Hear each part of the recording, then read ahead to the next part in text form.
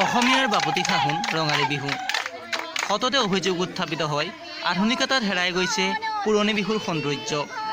কিন্তু পুৰণি পৰম্পৰাগত বিহুসমূহক জীয়াই ৰখাৰ প্ৰচেষ্টা কৰিছে লখিমপুৰ জিলাৰ কাটৰি চাপৰিৰ বৰবালি বোৱাৰী টকা বিহু দলে।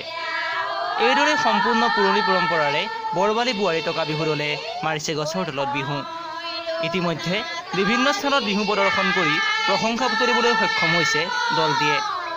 সংস্কৃতিবান ব্যক্তি বকুল শৰ্মাৰ দ্বাৰা প্ৰশিক্ষিত হৈছে দলটি। এনেদৰে জয়যাত্ৰা অব্যাহত থাকক বৰবালি বোৱাৰী টকা বিহু দলৰ।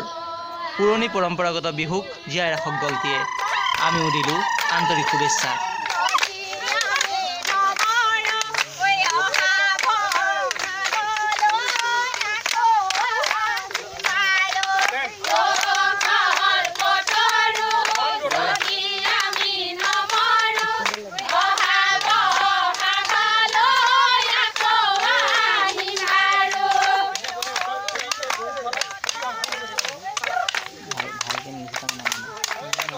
ভিডিও আছে